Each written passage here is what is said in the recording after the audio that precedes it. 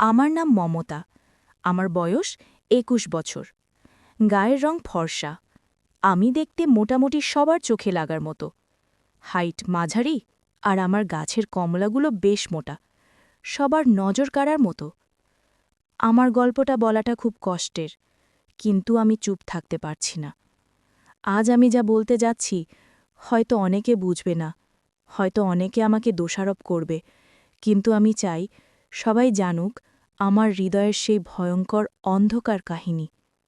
হ্যাঁ বন্ধুরা, এই ভিডিওটা পুরো দেখার অনুরোধ রইল আপনাদের, আর সাবস্ক্রাইব করে সাথে থাকবেন। ছোটবেলায় আমার পৃথিবী ছিল ছোট্ট। আমার বাবা মা সবসময় কাজে ব্যস্ত থাকতেন। আমি আর আমার ভাই পলাশ, আমরা একে অপরের সব কিছু ছিলাম। পলাশ আমার থেকে কয়েক বছরের বড়, আমাকে সবসময় রক্ষা করত। আমার জন্য সে ছিল পৃথিবীর সবচেয়ে নিরাপদ মানুষ। আমি ছোটবেলায় যখন ভয় পেতাম, পলাশ আমাকে কোলে নিত, শান্ত করত। আমার মনে হতো যতদিন ভাই আছে আমি কোনো কষ্ট পাব না। কিন্তু আমরা বড় হতে হতে সবকিছু পাল্টে যেতে লাগল।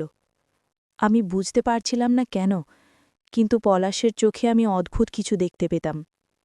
প্রথমে ভেবেছিলাম আমি ভুল দেখছি, কিন্তু ধীরে ধীরে তার আচরণ আমাকে অস্থির করতে লাগল। তার স্পর্শ আগের মতো ছিল না, তার কথা আগের মতো ছিল না। আমি ভয় পেতে শুরু করলাম। সেই রাতটা আমার জীবনকে উল্টে দিয়েছিল। বাড়িতে মা বাবা ছিলেন না, আমি একা ঘরে বসেছিলাম। হঠাৎ দরজা খুলে পলাশ ঢুকে এলো। তার মুখে অদ্ভুত এক চাহনি। আমি জিজ্ঞেস করলাম, ভাই, এত রাতে এখানে কেন? সে কোনো উত্তর দিল না। তারপর ধীরে ধীরে আমার কাছে এগিয়ে এলো। আমি চিৎকার করতে চেয়েছিলাম, কিন্তু গলা শুকিয়ে গিয়েছিল।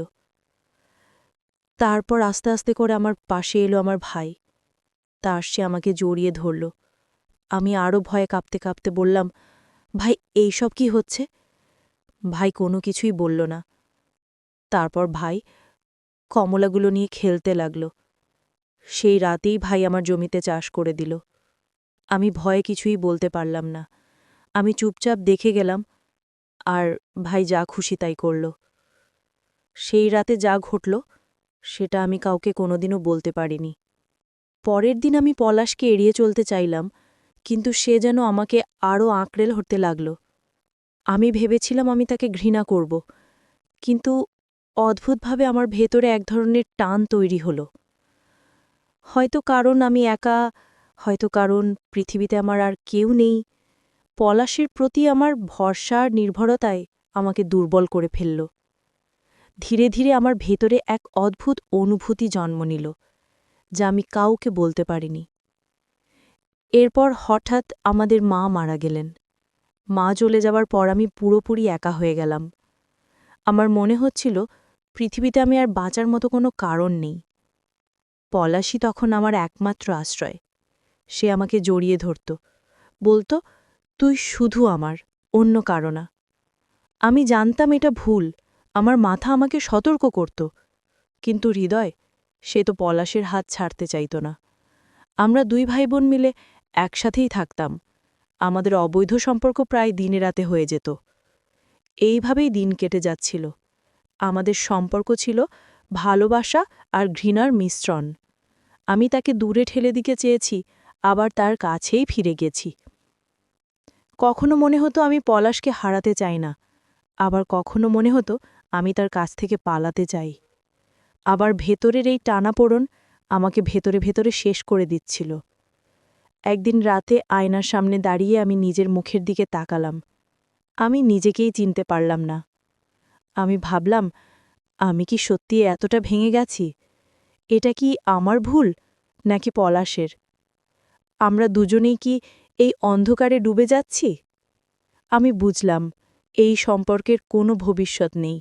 এটা শুধু ধ্বংস ডেকে আনবে। আমি পলাশকে শেষবারের মতো বললাম, ভাই, আমি তোকে ভালোবাসি, কিন্তু এই ভালোবাসা আমাদের সর্বনাশ ডেকে আনবে। আমাদের আলাদা হতে হবে।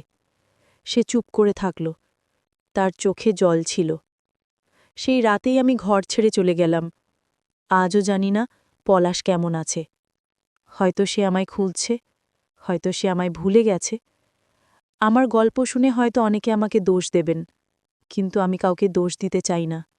আমার কষ্টের কথাই শুধু বলতে চেয়েছি। আমি চাই না আর কোনো মমতা এবং পলাশের গল্প তৈরি হোক। আমি চাই সবাই শিখুক, ভালোবাসা যদি ভুল পথে যায় তা শুধু ধ্বংস ডেকে আনে।